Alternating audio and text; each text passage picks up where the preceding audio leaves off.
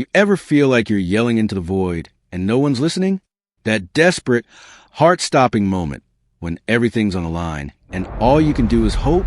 Well, today's story is about a shout across the galaxy and the answer that nobody saw coming. A whisper in the dark. The scout ship seeker was a ghost.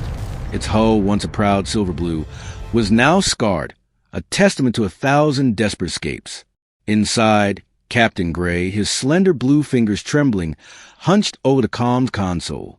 The data blinked back at him, grim and undeniable. "Are you sure this is smart, Captain?" First Officer Trell's amber eyes reflected the dim emergency lights. The humans, they were so primitive last time we checked, centuries ago.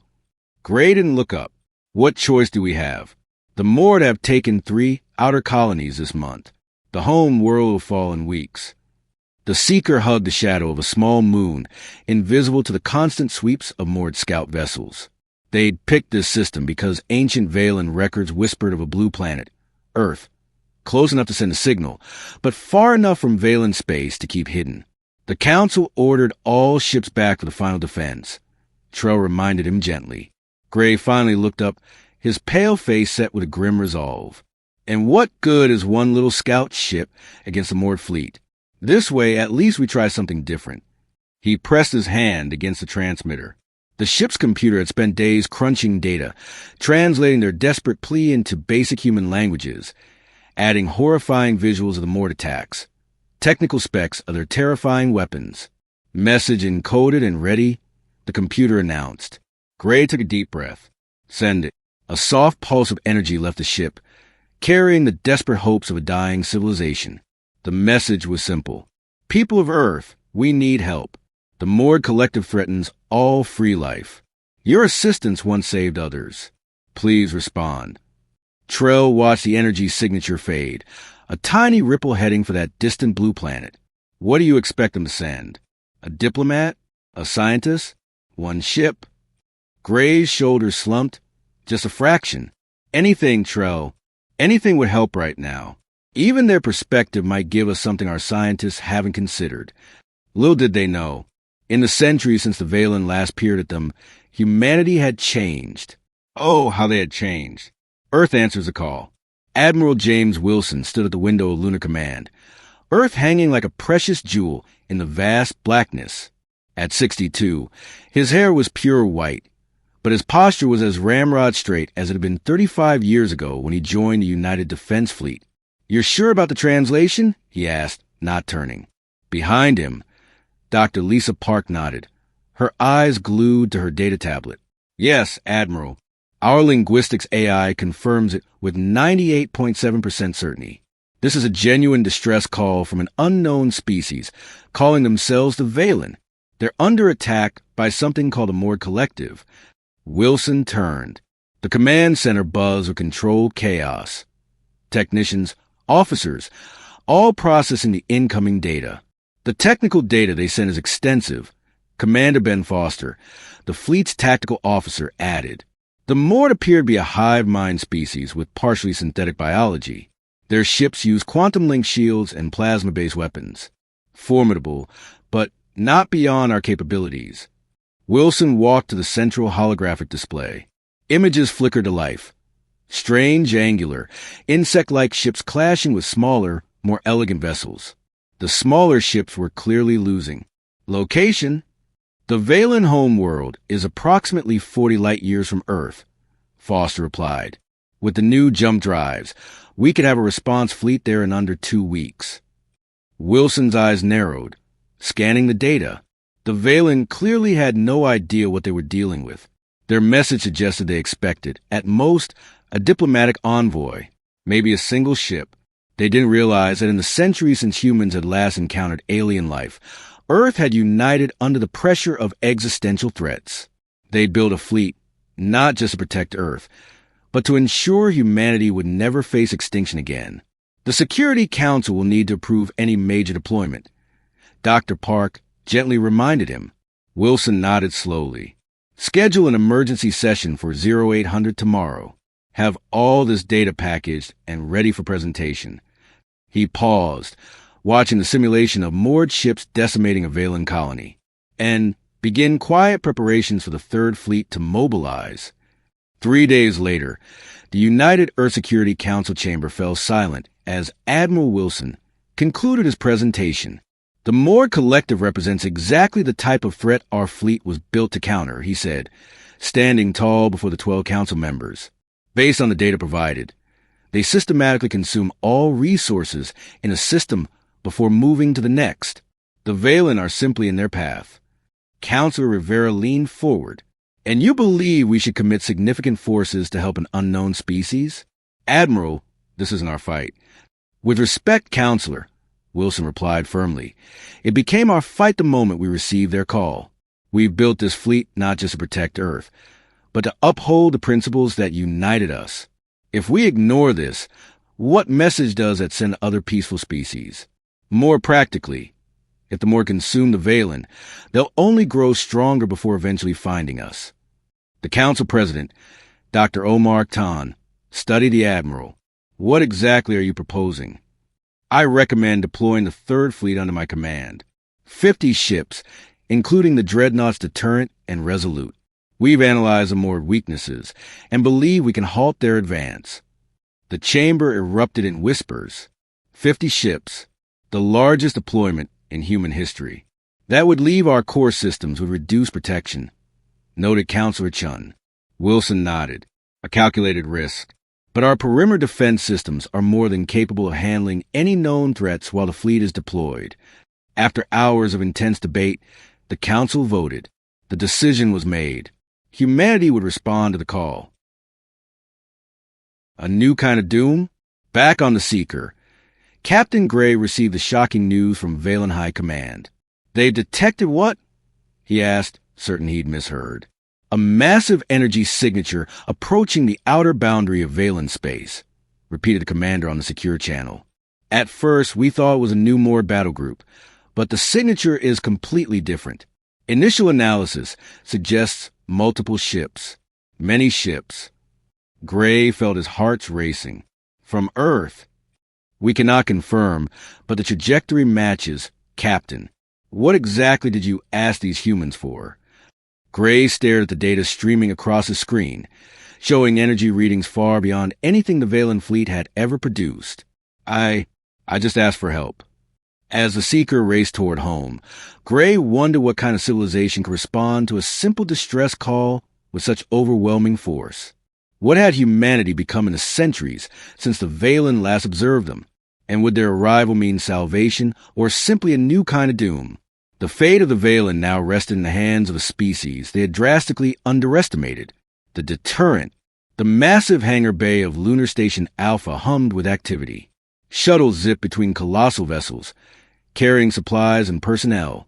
At the heart of this organized chaos stood the UES Deterrent, a dreadnought-class warship stretching nearly 2 kilometers from bow to stern. Its dark hull seemed to absorb light, making the massive ship look like a hole punched into space itself. Commander Jack Reed walked along the observation deck, watching the final preparations for departure. At 45, Reed had spent more than half his life in space, commanding everything from small patrol vessels to battle cruisers. The silver streaks in his dark hair and the faint scar along his left jaw told stories of countless battles won against hostile forces at the edges of human space. Quite a sight, isn't it? Reed turned to find Admiral Wilson approaching, his white uniform crisp despite 36 hours of nonstop preparation. 50 ships, Reed said, shaking his head slightly. The largest force we've ever assembled outside our solar system. Wilson came to stand beside him at the railing, and you'll be leading them into unknown territory to face an enemy we've only seen in data transmissions. Reed's expression remained calm, but his eyes narrowed slightly. The tactical simulations are promising. If the Mord technology is, as the Valen described, our phase shift weapons should bypass their shielding. Theory and practice are different things, Commander. Wilson handed Reed a datapad. Your final orders. The fleet jumps in 6 hours. Reed accepted the pad with a nod. What do we know about these Valen? Not much beyond what was in their distress call. Humanoid. Apparently peaceful. Advanced enough for interstellar travel, but clearly behind us militarily. Dr. Miller We'll brief you fully during the journey. And if this is a trap, Wilson's face hardened. Then you show them exactly why humanity has remained undefeated for the last century. First contact, twice over. Dr. Anna Miller hurried to the corridors of the deterrent, dodging crew members securing equipment for the jump. At 36, she was considered the leading expert in xenobiology and first contact protocols, though most of her work had been theoretical until now. She clutched her data pad tightly as she entered the ship's main laboratory. The space was massive, filled with equipment that could analyze anything from atmospheric samples to alien tissue. A team of 20 scientists was already at work, poring over the Valen data. Dr. Miller, her assistant, Tom, called out, "The preliminary analysis of the Valen biological data just finished processing." Miller moved quickly to his station, scanning the results. Interesting. Oxygen breathers, carbon-based, but their cellular structure is remarkably different from ours, and their blood chemistry fascinating. Should we be concerned about cross-contamination? Tom asked. Miller shook her head. Their pathogens wouldn't recognize our biology as viable hosts, and vice versa, but we'll follow full protocols anyway. She moved to the center of the lab, where a holographic display showed the Valen home world, a blue-green planet orbiting a yellow star, not unlike Earth's sun. The real question, she said, more to herself than anyone else, is why they reached out to us specifically. Their message mentioned that we once saved others, but there's no record of humanity ever encountering the Valen before. Tom frowned. Could it be a case of mistaken identity? Possibly. Or perhaps it happened before our unified records began. Miller zoomed in on an image of a Valen from the transmission. The alien was humanoid, but clearly not human. Blue-tinted skin, large amber eyes, slender build. Either way, she continued, a glint in her eye, we're about to make first contact with two new species simultaneously, one peaceful and one hostile. This will either be the greatest diplomatic achievement in human history, or the beginning of the largest interstellar war we've ever faced. Or both, Tom finished grimly, underestimated. Captain Gray stood before the Valen High Council, feeling the weight of their disapproval. The council chamber, usually a place of calm deliberation, now served as a war room. Holographic displays showed the advancing moored fleet and, more disturbingly, the approaching unknown ships from Earth. You have brought another unknown variable into an already desperate situation. Council leader Vac snapped, his aged face lined with worry. These humans could be as dangerous as the moored. Gray straightened his posture. The ancient records clearly state that humans helped defend the Lority 3 centuries ago when the Crystal Horde attacked their worlds. Records from a time before the Great Collapse, countered Counselor Mira. We have no way to verify their accuracy, and even if true, humanity could have changed drastically since then. They have, Gray admitted. The energy signatures from their approaching fleet suggest technology far beyond what our records indicated they possessed. But they're responding to a call for help that suggests their basic nature remains compassionate. The chamber door slid open, and First Science Director Pell rushed in, her usual calm demeanor shattered. We've received new data from our long-range sensors, she announced, connecting her data pad to the central display. The human fleet is massive, 50 vessels, many larger than anything in our defense force. The council members fell silent as the images appeared.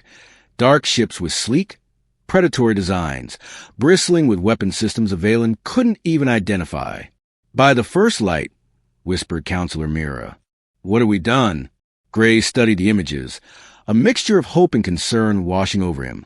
We've called for help, and they've answered with force enough to potentially match the moored. Council Leader Vac stood slowly. Captain Gray, you initiated this contact. You will now be responsible for it. Your rank is reinstated, and you are hereby appointed as official liaison to the humans. Meet their fleet at the outer system and determine their true intentions before they reach our home world. Gray bowed deeply. I understand, Council Leader. As he left the chamber, Gray's mind raced. The humans had responded with far more force than he had ever imagined possible. Had he saved his people or doomed them? In 3 days, when he would face these humans directly, He would learn the answer. Welcome to the party. Commander Reed stood on the bridge of the deterrent as the countdown to jump completion reached 0. Around him, the bridge crew worked with quiet efficiency, monitoring systems as a massive warship and its accompanying fleet prepared to emerge into Valen space. Jump complete in 3, 2, 1, announced the navigation officer. The view through the main display shifted as the fleet dropped out of jump space. Before them lay a star system with multiple planets, and in the distance, the faint blue-green glow of the Valen home world. Sensors detect multiple vessels approaching from the inner system, reported the tactical officer. Small ships, minimal weapons. Likely a greeting party. Reed nodded. And the moored. Long-range sensors show significant fleet activity 2 light days out. On the far side of the system, they appear to be massing for an assault. Dr. Miller, who had been granted bridge access for the arrival, stepped forward. Commander, their greeting vessels are transmitting a message. Reed gestured to the communications officer. Put it through.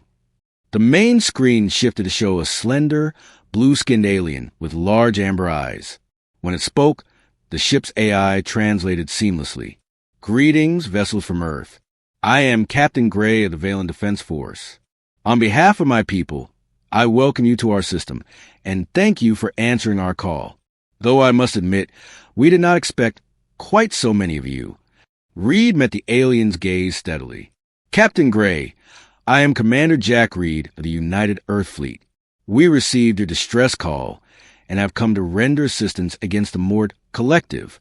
Request permission to approach your home world and establish proper communications. Gray's expression was difficult to read, but the slight tremor in his voice was unmistakable.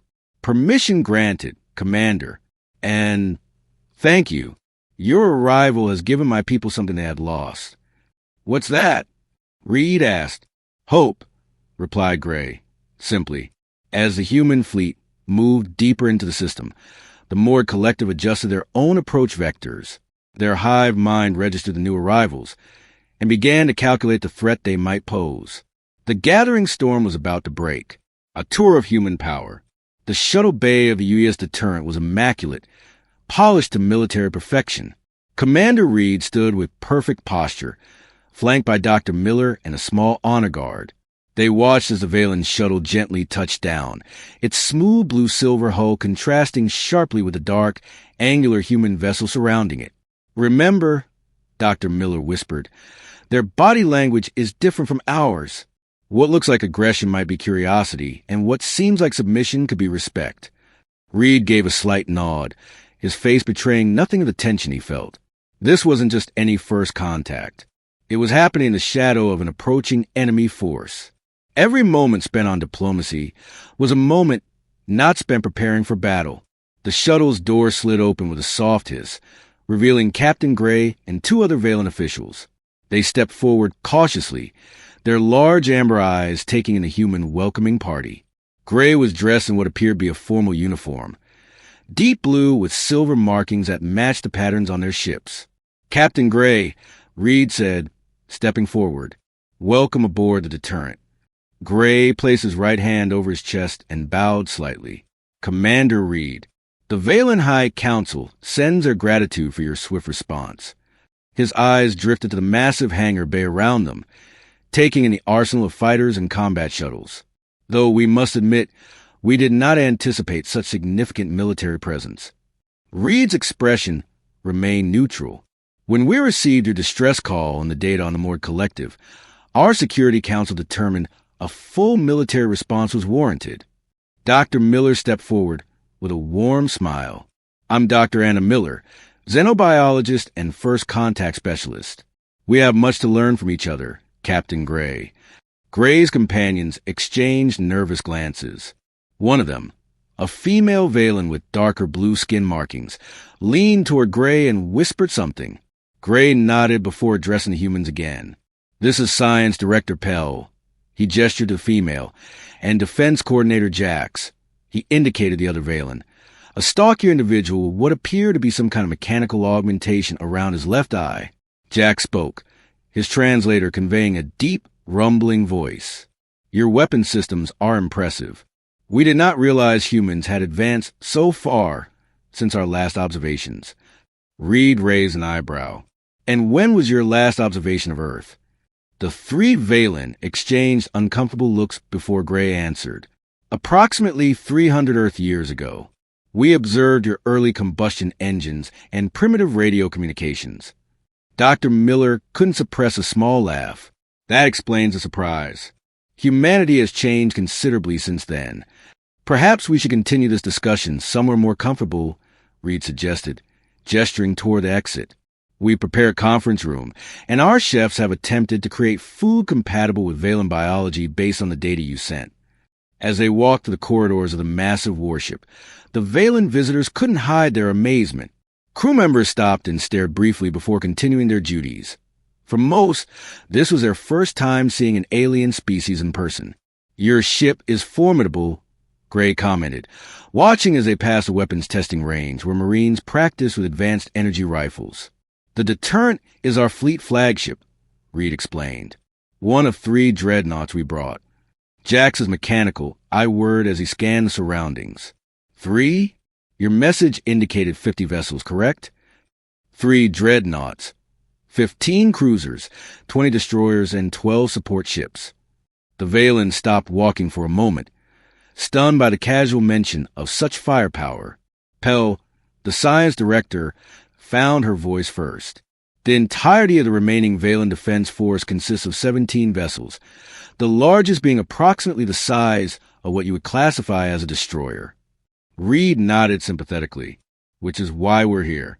The data you sent suggested the Mord Collective has at least 60 ships currently in this sector. They entered the conference room, where a large display showed the current positions of both fleets in the system. The Mord forces appeared as red markers on the far side of the system, while the human fleet was represented by blue indicators near the Valen homeworld. They're gathering their forces, Jax noted, studying the display. The Mord typically attack in waves, overwhelming defenses through sheer numbers. Reed gestured for everyone to take seats around the table. Tell me about your previous encounters with them. The tactical data you sent was helpful, but I want to hear about their behavior patterns from someone with direct experience. As Gray began explaining, Dr. Miller observed the Valen were clearly desperate, but also frightened not just of the Mord, but potentially of humans as well. They had reached out for help, but the scale of humanity's response had clearly shocked them. Meanwhile, at the edge of the system, a small human scout ship drifted silently, its advanced stealth systems rendering it nearly invisible to conventional sensors. Inside, Lieutenant Maria Diaz watched the display as 3 moored scout vessels approached. Hold position, she ordered her crew. Let them get closer. The bridge crew remained silent, watching as the insect-like moored ships moved into optimal range. Unlike the elegant Valen vessels or the angular human ships, the moored craft were asymmetrical, with strained protrusions and a chitinous appearance. They're scanning the area, reported the sensor officer, but they haven't detected us yet. Diaz nodded. Weapon status. Phase cannons charged and locked. New targeting algorithms loaded. Fire on my mark. Diaz waited as the lead moored vessel moved directly into their kill zone. Mark. The scout ship's phase cannons fired. The energy beams passed directly through the moored shields as if they weren't there. The lead ship's hull ruptured immediately, atmosphere venting into space before secondary explosions tore it apart. Target 2 and 3, fire. Diaz ordered. Before the remaining moored vessels could react, they met the same fate. Within moments, all 3 enemy scouts were reduced to drifting debris. Diaz opened a secure channel to the Deterrent. Scout 7 to command. First engagement complete. Phase weapons performed exactly as predicted. Their shields offered no resistance. No survivors, no distress signal detected. Commander Reed's voice came through the comm. Good work, Scout 7. Return to formation. We'll analyze your combat data immediately. As the scout ship turned back toward the human fleet, Lieutenant Diaz felt a mix of satisfaction and unease. The weapons had worked perfectly. Almost too perfectly. If the rest of the moored ships were equally vulnerable, this might be a shorter conflict than anyone had anticipated. Hope, not just help. Back in the conference room, Reed received the combat report while the discussion with the Valen continued. He exchanged a look with his tactical officer, who nodded slightly. "Captain Gray," Reed interrupted politely. "We've just had our first engagement with moored scout vessels. 3 ships, all neutralized." The Valen delegation froze, their expressions showing disbelief. "Already?" Jax asked. "You engaged them without coordination with our forces?" Reed's face remained impassive. "Our scout ships were monitoring the system perimeter. The moored vessels approached, and action was taken. And the outcome?" Gray asked carefully. "Complete neutralization. Our phase shift weapons bypassed their shields entirely, just as our analysts predicted based on your data." The conference room fell silent as the implications sank in. Science Director Pell was the first to speak, her voice barely above a whisper. "You mean you've already found a way to defeat their primary defense?" Dr. Miller nodded. "Our scientists analyzed the shield frequencies in the data you sent. The moored rely on quantum link deflection fields, but they operate on predictable harmonics. Our phase weapons fire at precisely the frequencies their shields cannot block." Gray looked at his fellow Valen, then back to the humans. "We've been fighting them for years and never discovered this weakness." Reed leaned forward. "Sometimes it takes a fresh perspective, Captain. Now, let's discuss how our forces can work together. The moored will know we're here now, and they'll be coming in force." As the tactical planning began in earnest, the Valen started to realize that the humans hadn't just brought ships and weapons. They brought hope in the form of new ideas and approaches. The tide was about to turn in a war they had been losing for far too long. The tide turns. The command center of the deterrent hummed with focused energy. Officers moved with practiced precision. On the main display, red icons representing the moored fleet shifted formation. They were no longer gathering at the edge of the system. They were advancing. "They're moving faster than expected," Commander Reed observed, his voice calm despite the implications. "They've abandoned their usual approach pattern." Captain Gray stood beside him, his blue skin seeming paler under the harsh lights of the human ship. The moored never change their tactics. Never. They rely on overwhelming force, applied methodically until now.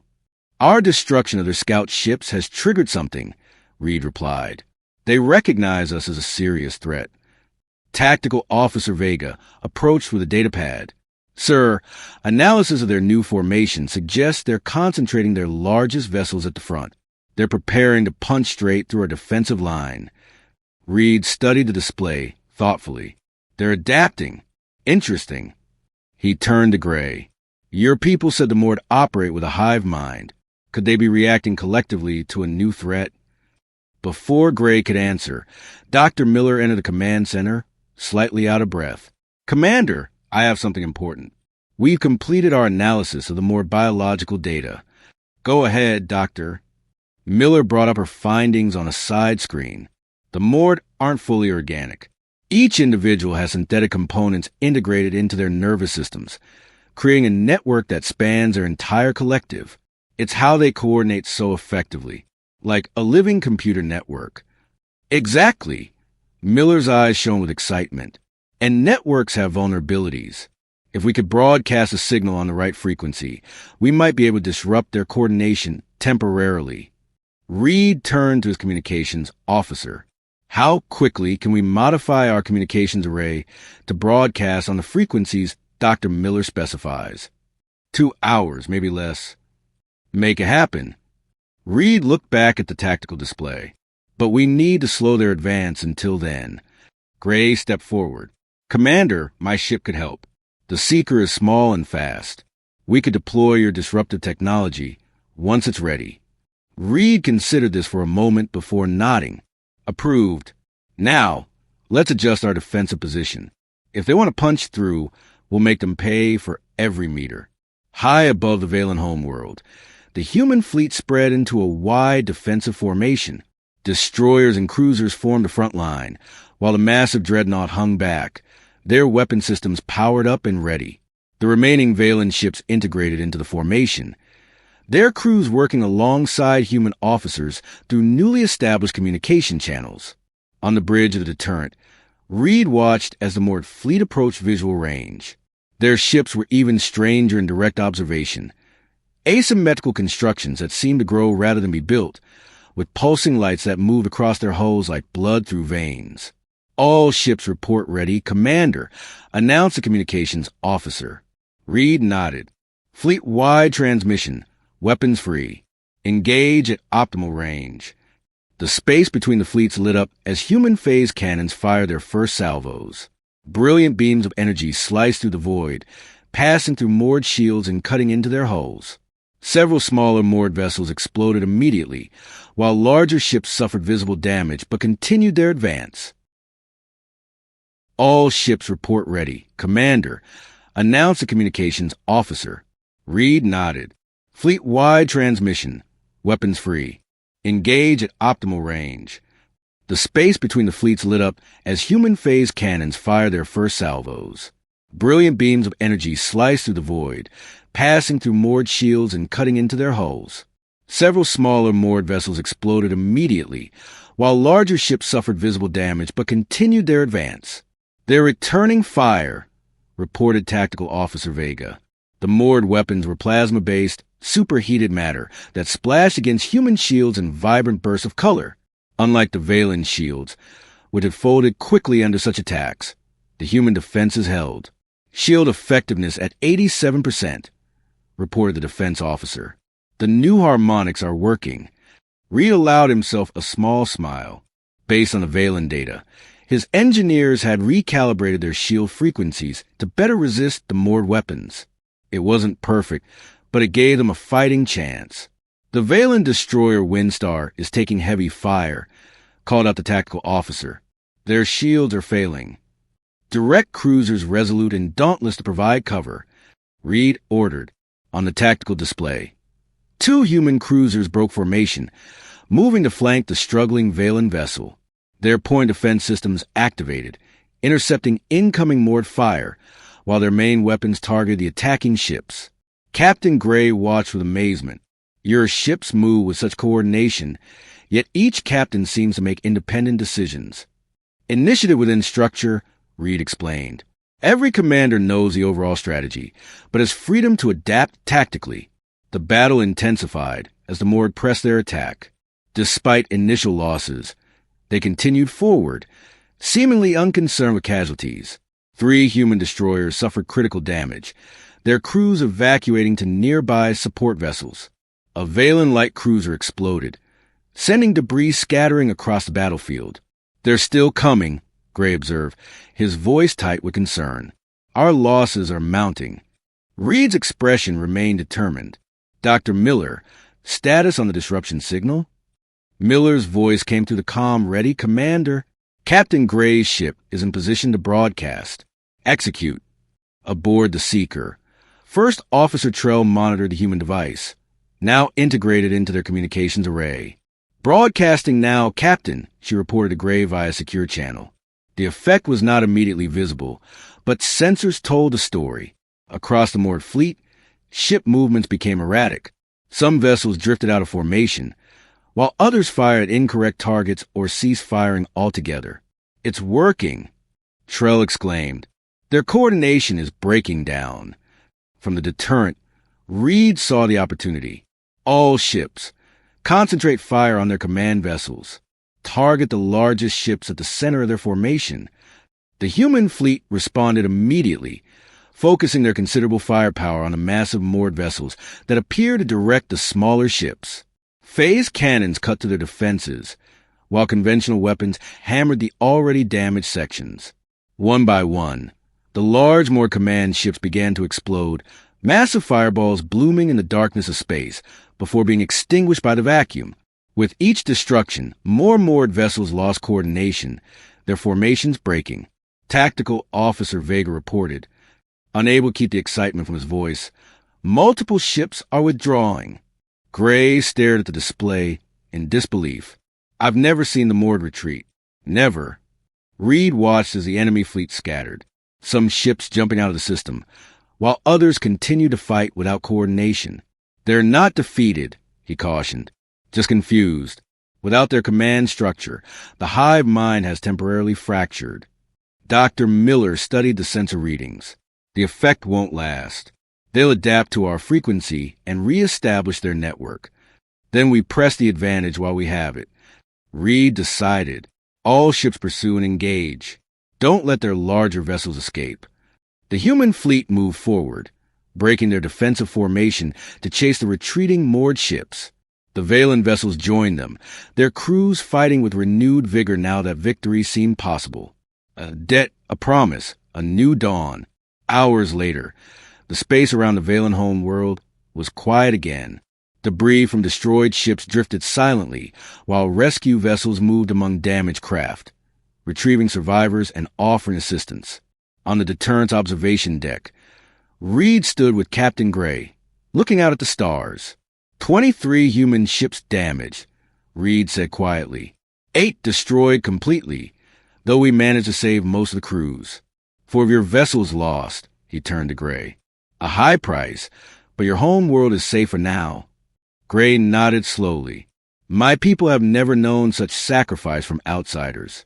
We called for help, expecting perhaps advice or a single ship. Instead, you brought a fleet and shed human blood for Valen lives.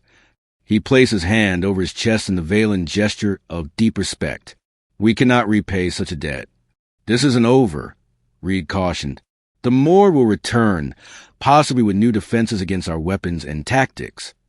But when they do, Gray said with newfound confidence, they will find humans and Valen standing together. He paused, looking out at the stars. My people once thought we were alone in facing extinction. Now, we know differently. As damage reports continued to come in, and repair crews worked tirelessly, a message arrived from Earth. Admiral Wilson was on his way with reinforcements and experimental weapons specifically designed to target the more collective consciousness.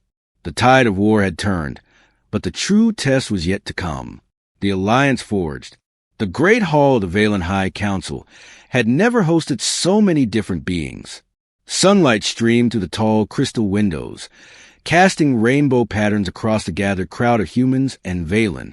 At the center of the hall stood a memorial, a sculpture depicting intertwined human and Valen hands reaching toward the stars. 3 weeks had passed since the decisive battle that had driven the more collective from Valen space. 3 weeks of rebuilding, of healing, and of forging new bonds between species who, until recently, had been strangers. Admiral Wilson stood before the assembled crowd, his white uniform pristine, his posture perfect despite the fatigue that lined his face. Beside him stood Council Leader Vax, the aged Valen leader, leaning slightly on a ceremonial staff.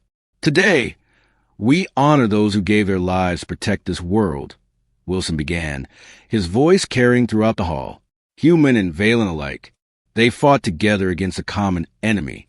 Their sacrifices purchased something precious, time. The crowd remained silent, respectful.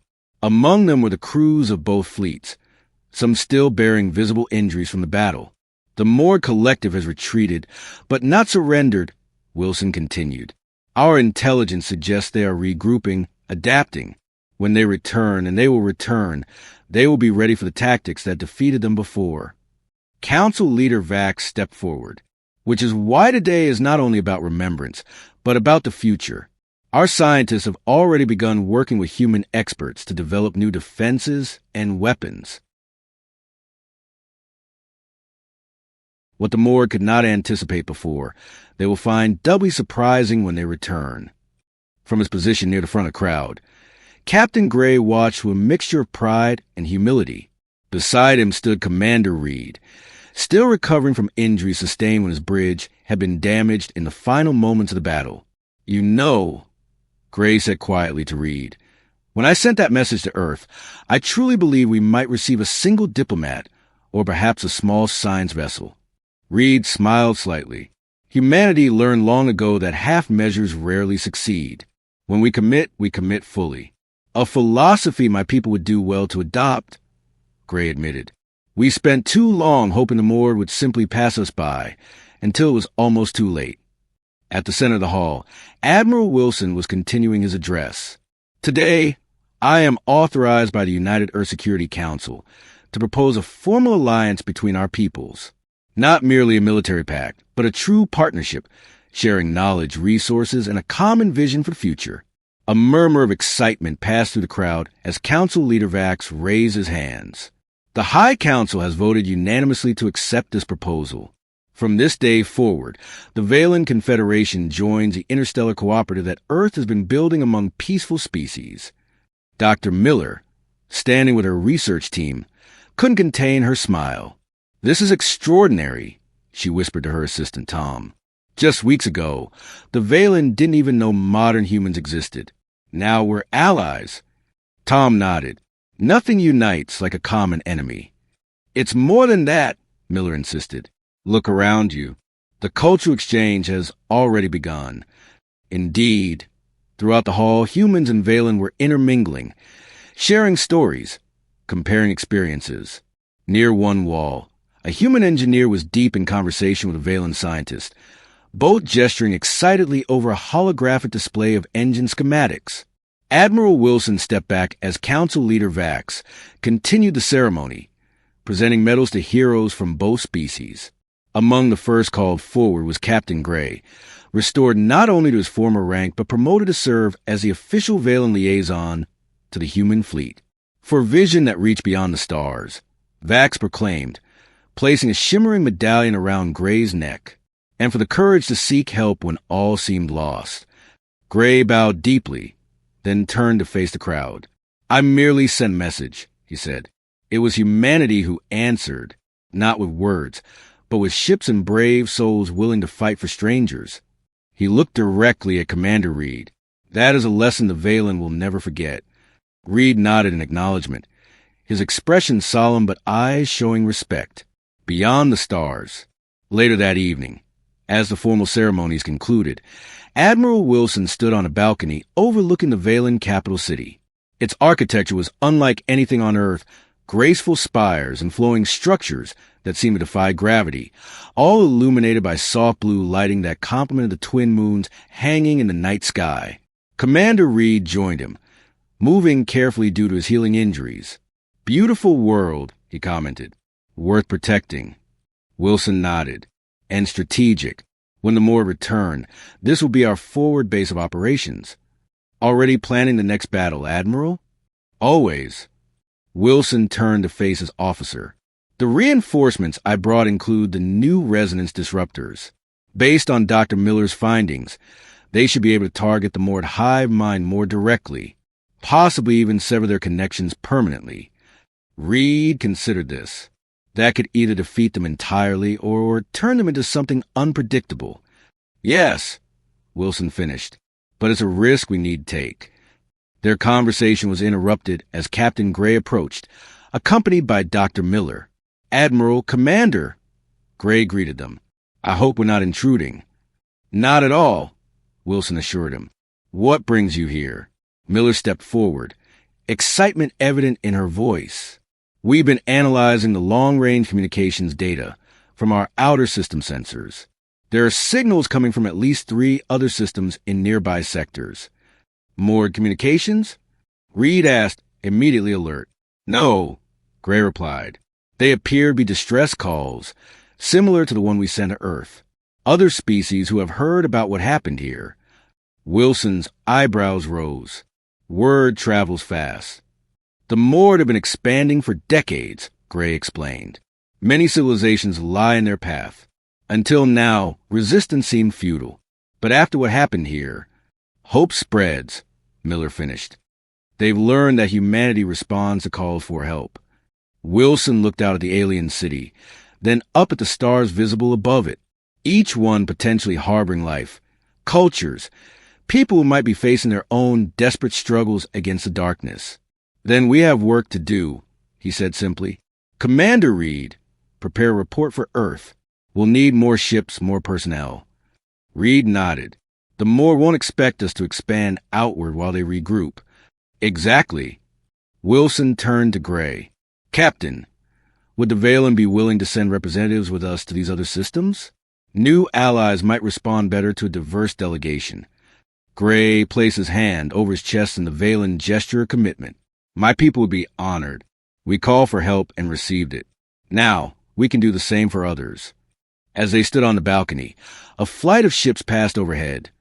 the distinctive angular shapes of human vessels fly in formation with the sleeker Valen craft.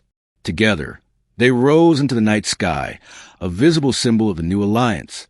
When the Mord fled, Gray said softly, "One of our philosophers said something I found profound. In calling to the stars for salvation, we never imagined the stars would answer so thunderously." Miller smiled. "That's humanity for you.